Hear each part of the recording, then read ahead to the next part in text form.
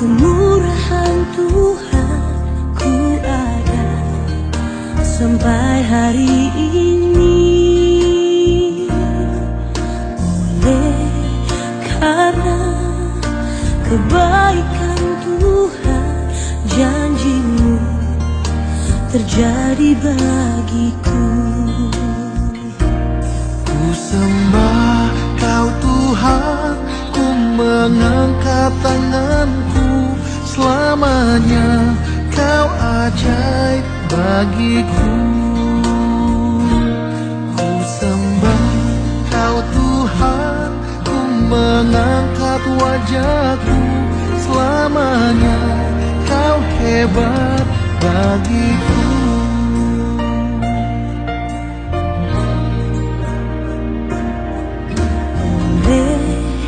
Karena kemurahan Tuhan ku ada sampai hari ini.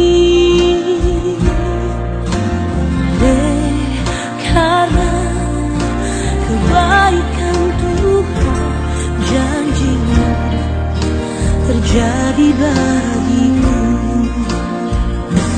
Ku sembah Kau Tuhan, ku mengangkat tanganku, selamanya Kau ajaib bagiku. Ku sembah Kau Tuhan, ku mengangkat wajahku, selamanya Kau hebat bagiku. Ku sembah Kau Tuhan, ku mengangkat tanganku, selamanya Kau ajaib bagiku. Ku sembah Kau Tuhan, ku mengangkat wajahku, selamanya Kau hebat bagiku. Ku sembah Kau Tuhan, ku mengangkat tanganku, selamanya Kau ajaib bagiku. Ku sembah Kau Tuhan, ku mengangkat wajahku, selamanya Kau hebat bagiku. Selamanya Kau hebat bagiku. Selamanya Kau hebat bagiku.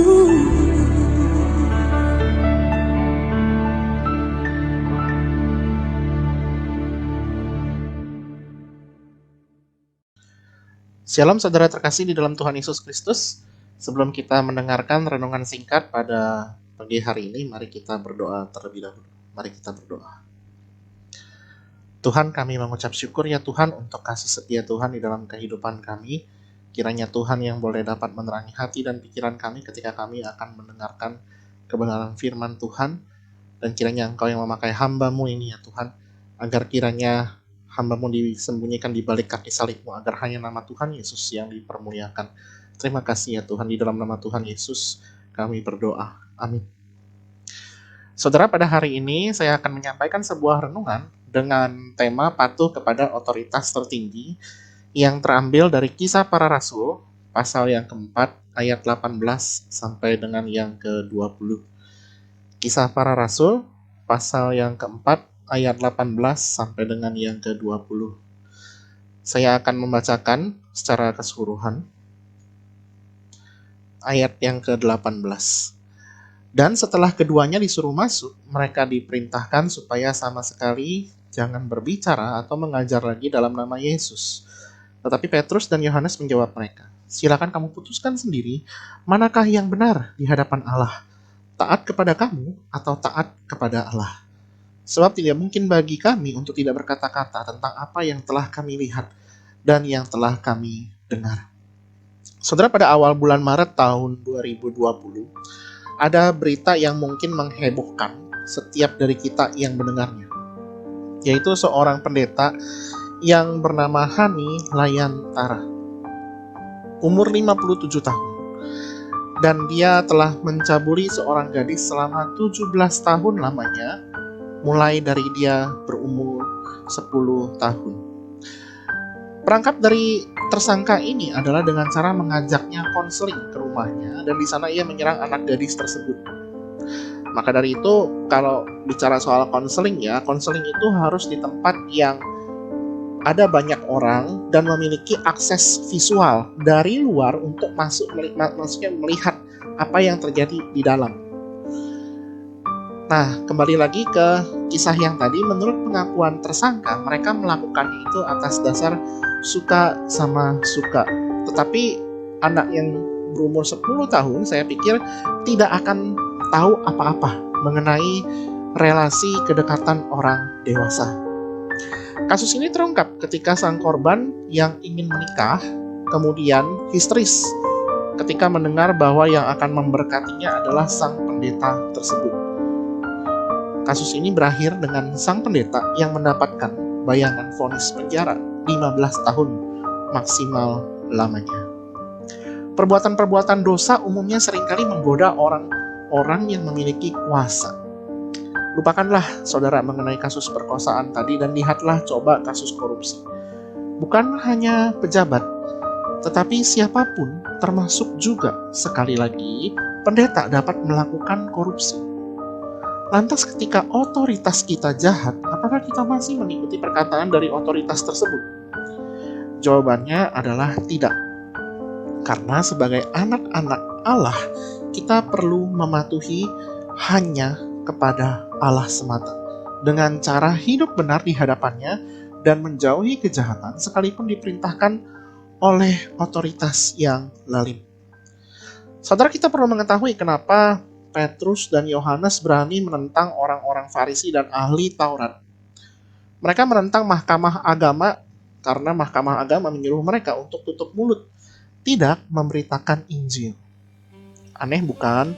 Orang-orang yang katanya mengaku ahli kitab dan mengenal Tuhan, tetapi melarang mantan nelayan untuk memberitakan Injil. Padahal kalau kita melihat dengan seksama, di Matius 2 ayat 4 sampai dengan yang ke-6, ketika Yesus lahir, kemudian Herodes itu mengumpulkan para ahli Taurat untuk memberitahukan kedatangan Mesias. Mereka dapat dengan fasih menjelaskannya kepada Herodes. Lantas apa yang membuat mereka tidak percaya kepada Tuhan? Sederhana, karena dari awal mereka bukan pengikut Tuhan Yesus. Dan sampai mati mereka tidak akan mau menjadi pengikut Tuhan Yesus. Mereka hanya memuaskan kepentingan diri sendiri saja. Ketika mereka mendapatkan posisi, mereka akan menggunakan posisi itu untuk berbuat hal-hal yang jahat. Dosa-dosa ahli-ahli Taurat itu tercatat dengan jelas di Matius pasal yang ke-23. Sebagai contoh secara singkat, mereka itu adalah menjadi batu sandungan kalau di ayat yang ke-18, merampas korupsi rumah janda-janda, mengajarkan kesesatan, bersumpah palsu, mengabaikan kasih, mementingkan reputasi pribadi dan hal-hal lahiriah dibandingkan batiniah, menyiksa hamba Tuhan yang betul-betul diutus oleh Tuhan. Maka dari itu saudara, sesungguhnya jalan Tuhan akan selalu bertentangan dengan jalan dunia ini. Ketika Tuhan Yesus mengatakan untuk mengasihi sesama manusia,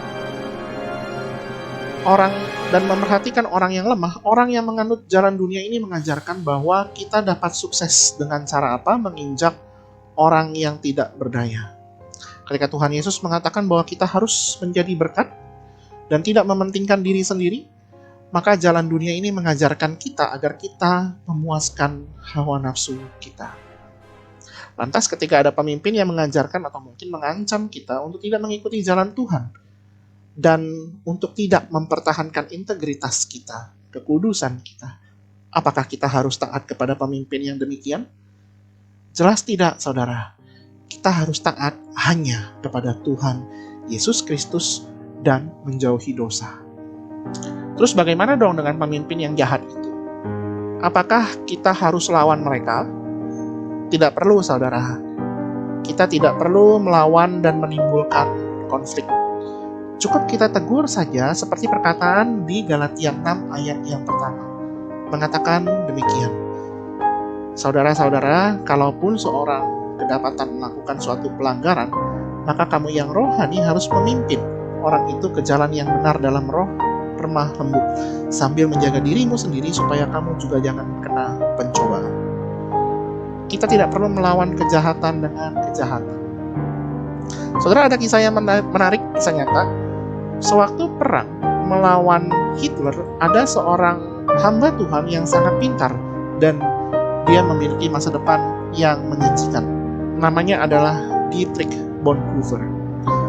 Selama zaman perang, ia mendirikan seminari bawah tanah. Di sana ia hidup bersama survivor perang yang lain sambil terus mengajarkan firman Tuhan. Kegiatannya selama di seminari bawah tanah itu kemudian menjadi inspirasi untuk pemuritan yang berlangsung di gereja-gereja saat ini.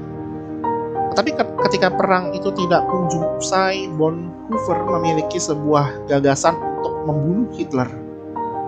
Memang ia tidak membenarkan dirinya sendiri atas perbuatannya itu, rencananya itu. Ia tahu bahwa ketika ia merencanakan untuk membunuh Hitler itu adalah perbuatan yang salah. Tetapi gagasannya utamanya adalah seperti ini. Ia ingin berbuat sedikit kejahatan untuk mencegah kejahatan yang lebih banyak. Dengan membunuh Hitler satu orang, dia berpikir akan menyelamatkan, setidaknya aku menyelamatkan ratusan ribu atau jutaan jiwa. Naas kemudian sebelum dia berhasil melaksanakan rencana pembunuhan Hitler tersebut bersama dengan, ya memang sekelompok, ya nggak mungkin dia sendiri, karena dia bukan Superman. Naas dia ditangkap. Dan akhirnya ia dihukum mati oleh Hitler sebelum beberapa hari Hitler dinyatakan kalah dan mati. Sayang sekali, sebagai manusia seharusnya kita menyerahkan pengadilan itu sepenuhnya hanya kepada Tuhan. Mungkin sebagian kita berpikir, apakah Allah perlu bantuan kita untuk menumpas kejahatan? Apakah mungkin Allah butuh yang namanya Avenger, Spider-Man, Justice League, Superman? Tidak, saudara. Allah masih dan akan selalu lebih dari sanggup untuk menghukum kejahatan. Nah, lantas apa tugas kita? Kita doakan mereka agar mereka bertobat. Ketika pemimpinmu jahat, kita berdoa agar kiranya Tuhan yang bertindak. Buktinya, Imam Eli ketika ia korupsi di kitab Hakim-Hakim ya, bersama dengan anak-anaknya, Tuhan menindaknya. Ketika Saul bertindak jahat kepada Daud, Tuhan menindaknya. Ketika Isabel, istrinya Ahab ya, Raja Ahab, berlaku jahat kepada Nabot, Tuhan menindaknya. Jika kita percaya bahwa Alkitab berkata benar, dan setiap kejadian yang terjadi di Alkitab itu hadir di dalam sejarah manusia, maka kita juga harus yakin bahwa Allah akan melakukan hal yang sama di dalam kehidupan kita. Karena itu kita jangan berbuat jahat kepada sesama kita. Ketika kamu jadi ketua kelas, atau ketua tim basket, atau tim sepak bola, ketua dance, ataupun mungkin kamu jadi koko atau cici atau kakak, jangan semena-mena sama yang lebih lemah daripada kamu. Ataupun bagi guru-guru juga jangan salah menggunakan otoritasmu kepada murid-muridmu. Kita semua harus ingat, di dalam relasi sesama manusia, ada Tuhan di tengah-tengah kita. Antara kamu dan aku ada Tuhan di tengah-tengahnya. Mata Tuhan mengawasi dari surga, mulai dari dunia diciptakan sampai kepada kesudahannya. Mata Tuhan tidak pernah terlelap dalam mengawasi ciptaannya. Karena itu kita harus taat dalam menjalani kehidupan ini, oleh sebab kehidupan kita adalah seperti buku terbuka di hadapan Tuhan. Tidak ada sesuatu pun yang tersembunyi di hadapannya. Setiap orang akan menuai konsekuensi dari segala tindakannya dan mempertanggungjawabkan hal itu di hadapan Tuhan. Namun saudara, apabila kita berpikir tentang hal yang lebih esensial lagi, yang lebih utama lagi, mengapa seseorang itu dapat taat kepada Tuhan? Saya pikir jawabannya hanya satu, yaitu seseorang dapat taat kepada Tuhan jika ia sungguh-sungguh mengasihi Tuhan. Sekalipun kamu mendapatkan perlakuan tidak baik dari orang lain, ataupun mungkin keadaan di sekitarmu itu tidak kondusif, maka sekalipun kita ingin melampiaskan kedagingan kita, tetapi Roh Kudus akan memimpin hati dan pikiran kita untuk dapat kembali di jalan Tuhan. Berbeda dengan orang yang tidak mengenal Tuhan, saudara. Mereka tidak akan mengerti apa itu artinya ketaatan yang sejati. Bagi orang yang tidak mengenal Tuhan, taat itu berarti harus tunduk di bawah otoritas dan menuruti segala perintah manusia. Tetapi Alkitab berkata lain. Melalui peristiwa Petrus dan Yohanes, mereka tidak bisa untuk tidak memperkatakan firman Tuhan dan harus terus memberitakan Injil sekalipun mereka diancam. Karena mereka tahu apa yang akan mereka katakan itu adalah kebenaran. Karena itu benarlah firman yang berkata akan hal ini di Yohanes 8 ayat 31-32. Maka katanya kepada orang-orang Yahudi yang percaya kepadanya, jikalau kamu tetap dalam firman-Ku, kamu benar-benar adalah murid-Ku, dan kamu akan mengetahui kebenaran.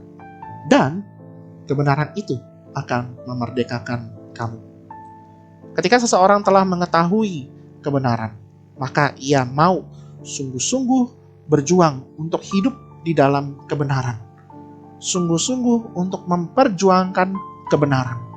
Bahkan para rasul rela mati bagi kebenaran. Tetapi orang yang hatinya tidak mau tahu akan kebenaran, maka mereka akan terus hidup di dalam kejahatan. Mereka inilah orang-orang fasik. Tuhan Yesus berkata dengan lebih keras lagi di Yohanes 8 ayat 43 sampai dengan yang ke-44. Apakah sebabnya kamu tidak mengerti bahasaku? Sebab kamu tidak dapat menangkap firman-Ku. Iblislah yang menjadi bapakmu, dan kamu ingin melakukan keinginan-keinginan bapakmu. Ia adalah pembunuh manusia sejak semula, dan tidak hidup dalam kebenaran, sebab di dalam dia tidak ada kebenaran. Apabila ia berkata dusta, ia berkata atas kehendaknya sendiri, sebab ia adalah pendusta dan bapa segala dusta. Maka wajar, saudara, dan tidak kasar jika seseorang berkata, kalau kamu bukan anak Tuhan, berarti kamu anak setan. Apabila orang tersebut tidak bertobat kepada Tuhan. Itu bukan saya yang mengatakannya, saudara. Tadi Alkitab yang mengatakannya. Tapi bukan berarti ketika kita mendengar firman ini lantas kita mempunyai alasan untuk melawan guru atau melawan kepala sekolah. Bukan seperti itu ya. Kita taat kepada perintah Tuhan. Apabila otoritasmu itu yakni guru atau kepala sekolah mengajarkan hal yang baik agar kita dapat mendekatkan diri kita kepada Tuhan, maka itu tidak apa-apa. Tidak salah jika kita mentaati mereka yang memimpin kita untuk hidup dekat dengan Tuhan. Tetapi ketika ada pemimpin yang jahat, yang membuat kita untuk menjauh daripada Tuhan, dan membuat kita harus menuruti perkataannya dan melakukan dosa, maka kita harus lebih taat kepada Tuhan. Tidak perlu melawan sekali lagi, tetapi kita tidak perlu juga melakukan apa yang mereka perintahkan jika itu berdosa. Saudara, saya sungguh berharap agar setiap anak-anak Tuhan betul-betul menjalankan kehidupannya dengan penuh kesadaran bahwa Tuhan sedang mengawasi kita. Lebih dari itu, kita menjalani kehidupan ini karena kasih Tuhan yang melingkupi kita, sehingga kita dapat menjadi anak-anak yang taat untuk melakukan kehendak Tuhan. Biarpun ada badai kehidupan, kondisi yang tidak sesuai dengan harapan, ataupun orang-orang fasik, orang-orang jahat yang ingin mencoba meneror kita, tetapi anak-anak Tuhan akan dapat terbang tinggi, melampaui setiap permasalahan yang ada, dan tetap melaksanakan ketaatan kepada Tuhan, bukan kepada manusia. Patuh kepada otoritas tertinggi, yaitu patuh kepada Tuhan dan bukan kepada manusia. Amin. Mari kita berdoa. Kami mengucap syukur Tuhan untuk firman-Mu yang boleh memberkati kami. Tuhan Yesus, kiranya Engkau yang boleh dapat menaruh kasih kepadamu ya Tuhan, untuk kami boleh dapat mengasihi Tuhan dan menjalani kehidupan ini dengan penuh ketaatan kepada Tuhan Yesus Kristus, dan menjauhi setiap kejahatan dan dosa yang tidak ada di dalam kehidupan kami ini ya Tuhan. Berkatilah untuk setiap guru, berkatilah untuk setiap anak-anak, agar kami terus berpaut kepada Tuhan. Terima kasih Tuhan untuk firman-Mu dan kesempatan kami boleh mengikuti chapel pada hari ini. Di dalam nama Tuhan Yesus Kristus kami berdoa. Amin. Chapel kita pada hari ini telah selesai. Tuhan Yesus memberkati.